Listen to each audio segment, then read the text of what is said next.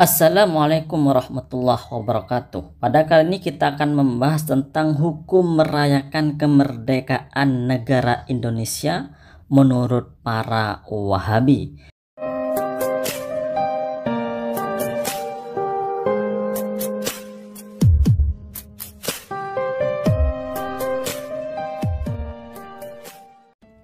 Salah satu Syekh Wahabi yang ada di Arab Saudi, yaitu Syekh bin Baz, berfatwa bahwa perayaan hari kemerdekaan atau perayaan hari tanah air adalah bid'ah.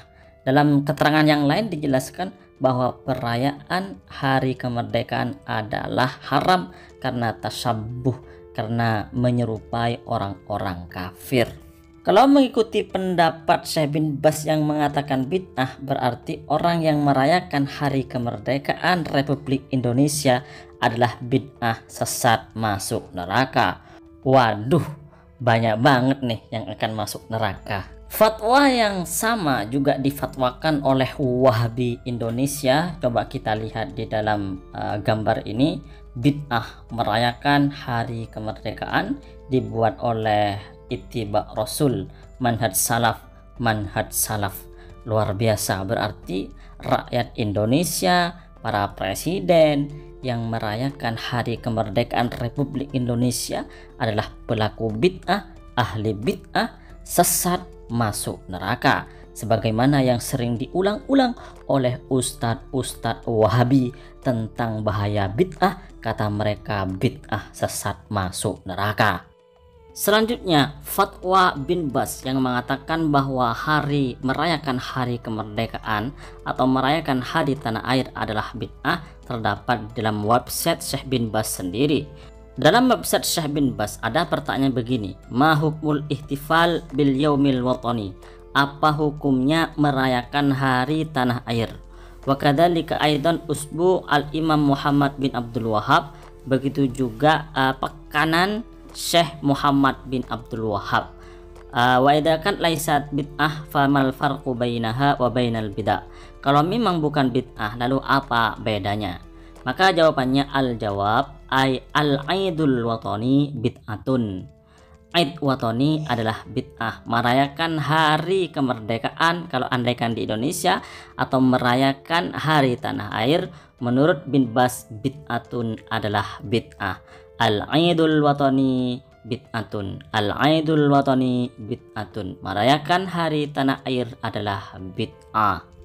Di akhir jawaban, Syekh bin Baz lebih menegaskan lagi, ammal yaumul watani, adapun hari tanah air, wal ihtifal biyaumin wataniyin, dan merayakan hari tanah air, merayakan hari kemerdekaan, au fi ayyi yaumin, atau di hari apapun, au fi lailatul raghaib, atau tidak di malam raghaib, kullu hadza bid'atun, ini semua adalah bid'ah, kulluha minal bid'ah, semuanya termasuk bid'ah, wa minat tashabbuh bi'a'daillahi, dan termasuk menyerupai dengan musuh-musuh Allah. Berarti di sini keharaman merayakan kemerdekaan, keharaman merayakan hari tanah air menurut bin Baz itu karena dua hal.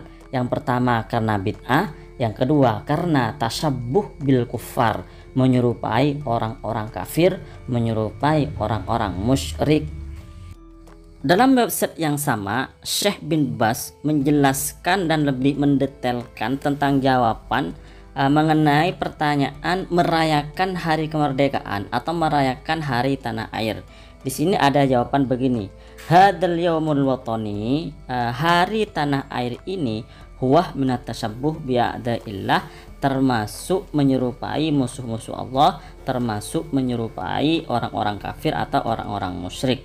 Wa illam taksud al-ibadah, walaupun tidak bermaksud untuk beribadah atau untuk mendapatkan pahala dari Allah Subhanahu wa taala, atau tidak bermaksud di dalam berritual ya.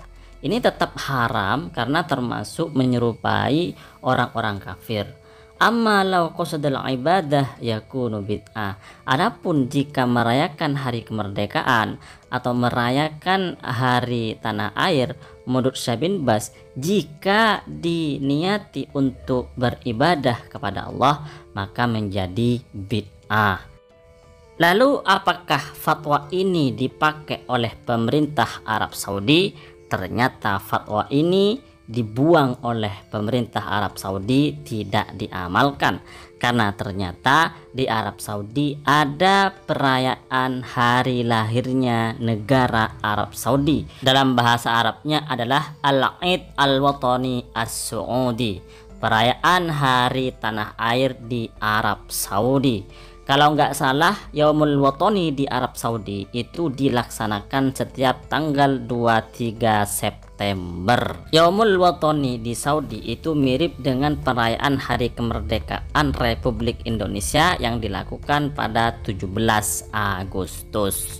Dan ternyata kalau kita lihat Yaumul Watani di Saudi itu meriah banget, ada kembang api, ada orang-orang itu, masyarakat itu jalan-jalan di pinggir jalan, turun ke jalan dan seterusnya. Nah, ini contoh betapa meriahnya perayaan Hari Tanah Air di Arab Saudi yang mirip dengan perayaan Hari Kemerdekaan.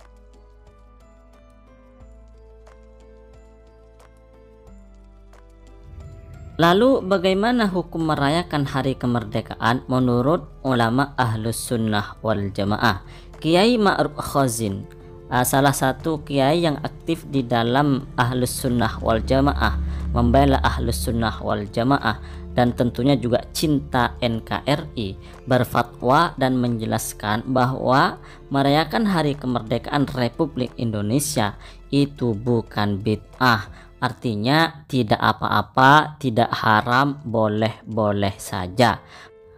Merayakan hari kemerdekaan Republik Indonesia itu termasuk wujud syukur kita kepada Allah Subhanahu wa Ta'ala karena telah melepaskan kita dari belenggu penjajahan, karena telah memberikan nikmat kepada kita yang berupa kemerdekaan. Dengan adanya kemerdekaan ini kita bebas melakukan dan menentukan nasib kita ke depan. Dengan adanya nikmat kemerdekaan, kita bisa beribadah dengan tenang, kita bisa mengadakan majelis zikir, kita bisa mengadakan pengajian dan seterusnya. Tentunya perilaku atau aktivitas yang dilakukan di dalam melakukan perayaan hari kemerdekaan adalah perbuatan atau aktivitas yang positif. Kalau aktivitas yang negatif, misalnya minum-minuman keras dan perilaku-perilaku jahat lainnya, maka tetap tidak boleh dilakukan dengan mengatasnamakan perayaan hari kemerdekaan Republik Indonesia. Lalu apakah merayakan hari kemerdekaan Republik Indonesia itu termasuk menyerupai orang kafir? Lah, wong Arab Saudi saja melakukan, kok bisa disebut sebagai orang yang menyerupai orang kafir? Maka seharusnya itu ya menyerupai orang muslim, yaitu yang ada di Arab Saudi, karena Arab Saudi juga melakukannya seperti itu. Oke bos. Selain itu, tasyabbuh bil kufar, menyerupai orang kafir, itu tidak selamanya haram, tidak selamanya tidak diperbolehkan. Menyerupai orang kafir di dalam kemajuan ekonomi boleh apa tidak? Tentunya boleh dong. Menyerupai orang kafir di dalam pesatnya teknologi misalnya, di dalam kemajuan misalnya, boleh apa tidak?